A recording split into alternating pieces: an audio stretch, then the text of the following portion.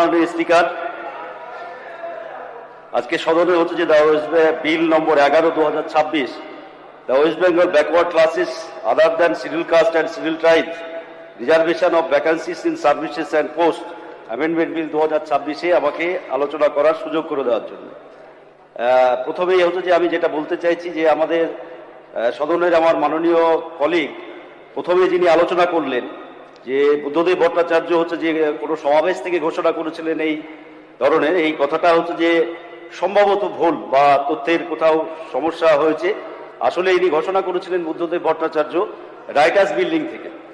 2010 সালে বামফ্রন্টের মিটিং এর পর গিয়ে রাইটার্স বিল্ডিং থেকে ঘোষণা করেছিলেন। এবং যে অভিযোগ হচ্ছে যে করা হচ্ছে, আসলে এটা প্রথমেই আমি খণ্ডন করতে চাইছি যে এইটা যে কমিশন বা যা তদারকি হয়েছিল এই যে রিজার্ভেশনের ক্ষেত্রে, ওবিসি রিজার্ভেশনের ক্ষেত্রে, তা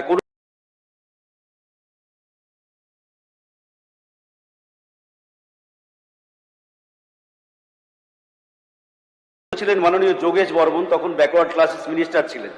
যার ফলে যে ভারতবর্ষের বুকে হচ্ছে যে সংখ্যালঘু, বিশেষ করে মুসলিম সম্প্রদায়ের মানুষের যে আর্থিক, সামাজিক, শিক্ষাগত ক্ষেত্রে এবং হচ্ছে যে চাকরির ক্ষেত্রে যে সমস্ত পিছিয়ে পড়া দিকগুলো আছে সেগুলো ইন্ডিকেট করা হয়েছিল সাচার কমিটির রিপোর্টে। তাছাড়া অন্যান্য শ্রেণী সেই জায়গাতে দাঁড়িয়ে তারপরে যখন আমাদের একটা ভাবনা চিন্তা হয়েছিল যে কিভাবে হচ্ছে যে এই অংশের মানুষকে হচ্ছে যে সামনের দিকে এগিয়ে নিয়ে যাওয়া যায় বা কিভাবে হচ্ছে যে চাকরির ক্ষেত্রে বা শিক্ষা ক্ষেত্রে একটা সংরক্ষণ করে, তখন আমাদের হাতে কোনো উপায় ছিল না। যার ফলে পরবর্তী ক্ষেত্রে রঙ্গনাথ মিশ্র কমিশনের রিপোর্ট আসে এবং রঙ্গনাথ মিশ্র কমিশনের রিপোর্টে সরাসরি হচ্ছে যে সুপারিশ করা হয়েছিল যে এই ধরনের সংরক্ষণ বা এই ধরনের করা যেতে পারে। যার ফলে হচ্ছে যে আমাদের ওবিসি সংক্রান্ত তখন হচ্ছে যে কমিটি গঠন হয় এবং সেখানে দাঁড়িয়ে পুঙ্খানুপুঙ্খ সেই সময়ে হচ্ছে যে একবারে তথ্যের ভিত্তিতে এবং এলাকায় গিয়ে সঠিকভাবে হচ্ছে যে করার পর ওবিসি ক্যাটাগরি এবং বি ক্যাটাগরি দুটো তৈরি করা হয়। পরবর্তী ক্ষেত্রে যেটা ঠিকই যে এই বিলে যেগুলো ইন্ডিকেট করা হয়েছে বা বলা হচ্ছে, এটা ঠিকই যে পরবর্তী ক্ষেত্রে 2011 সালের পর সরকার পরিবর্তনের পর এই ক্ষেত্রে অনেক হচ্ছে যে জল ঘোলা করা হয়েছে, এটা অস্বীকার আমি করব না। কিন্তু একটা বিষয় হচ্ছে যে কোনো বিল বা যে কোনো অ্যামেন্ডমেন্ট বা যে কোনো ধরনের আনার ক্ষেত্রে আমাদের যেটা হচ্ছে যে একটা বিষয় মাথায় রাখা দরকার, যেন সেই বিল বা সেই আইন কখনোই রাজনৈতিক উদ্দেশ্য হচ্ছে যে ব্যবহৃত না হয়। যা বিগত 15 বছর আমরা বারবার হচ্ছে যে লক্ষ্য করেছি এই তৃণমূল কংগ্রেসের সরকারের সময়ে বারবার হচ্ছে যে এইগুলোকে রাজনৈতিক উদ্দেশ্যে ব্যবহার